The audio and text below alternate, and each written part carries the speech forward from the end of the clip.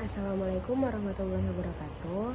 Sebelumnya perkenalkan, nama saya Rajwa Sabrina Takiyah dengan NIM 08 05 128 24 29 036 dari kelas L2. Nah, pada video kali ini saya akan menjelaskan kembali materi yang sebelumnya sudah disampaikan oleh abang dan kakak saat praktikum survei dan pemetaan sumber daya laut. Nah, pada materi kemarin itu membahas tentang peta analog. Tujuan dari praktikum ini yaitu mahasiswa mampu dan dapat mengetahui tentang apa saja bagian-bagian dari peta analog yang dapat dilihat secara fisik. Yang pertama kita akan mempelajari tentang pengertian peta. Peta merupakan metode untuk merepresentasikan bentuk permukaan bumi ke dalam visual 2 dimensi dengan skala yang diperkecil. Kemudian peta juga memuat informasi-informasi mengenai wilayah tersebut dan dapat kita lihat dalam bentuk kertas, layar ataupun monitor. Nah, peta ini sendiri memiliki beberapa fungsi, di antaranya itu sebagai media pengajar. Jadi peta ini dapat digunakan para pengajar sebagai alat peraga untuk membantu menjelaskan materi pembelajaran. Kemudian yang kedua, peta rupa bumi itu menyajikan kajian geografi seperti fisika, sosial, budaya, dan juga ekonomi yang dapat kita analisis dan juga evaluasi dan diinterpretasi. Nah, orang yang membuat peta itu disebut kartografer. Peta sendiri itu tidak bisa kita sebut sebagai peta jika tidak memenuhi syarat elemen-elemen yang tercantum di dalamnya. Jadi ada 11 unsur yang harus tercantum dalam sebuah peta. Yang pertama itu adalah judul peta. Judul peta itu memberi keterangan lokasi peta yang kita buat.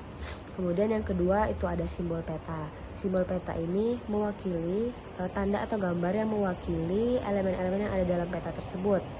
Contohnya yaitu gambar segitiga.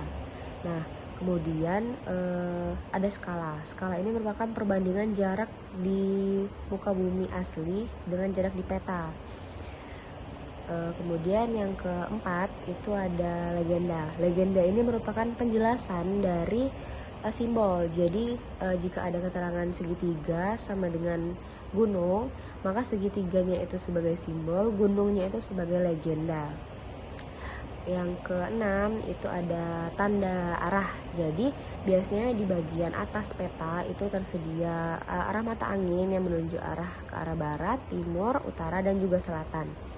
Selain itu ada tata warna. Tata warna ini memudahkan kita dalam membaca peta karena banyaknya elemen yang ada dalam peta tersebut. Kemudian ada inset. Inset ini merupakan peta kecil yang biasanya berada di atas bagian peta. Biasanya itu merupakan pemfokusan dari suatu wilayah. Kemudian ada lettering yang merupakan keterangan dari peta, keterangan-keterangan yang ada di peta.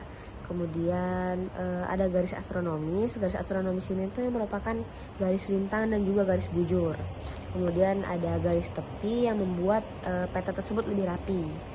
Dan yang terakhir itu ada tahun pembuatan. Tahun pembuatan ini memudahkan kita untuk mengetahui kapan peta tersebut dibuat.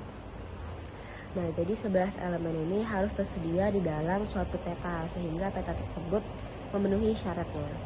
Nah, peta sendiri dapat dikategorikan menjadi beberapa jenis, yaitu peta analog dan peta digital. Peta analog ini merupakan peta yang bentuknya masih bentuk sederhana dan dibuat secara manual di media cetak. Jadi cara penyimpanannya hanya di media cetak tersebut. Yaitu peta topografi. Nah, umumnya peta analog ini dibuat dengan teknik kartografi. Nah, sedangkan kalau peta digital itu peta yang penyimpanannya sudah lebih modern dan visualisasinya juga lebih bagus dengan tampilan yang lebih menarik daripada peta analog.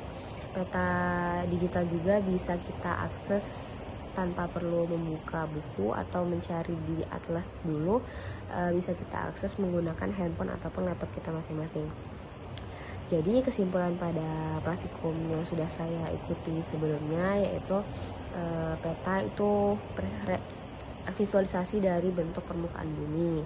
Peta dibagi menjadi beberapa jenis, yaitu peta analog dan juga peta digital. Peta analog merupakan peta yang visualisasinya itu masih sangat sederhana dan disajikan dalam bentuk cetak.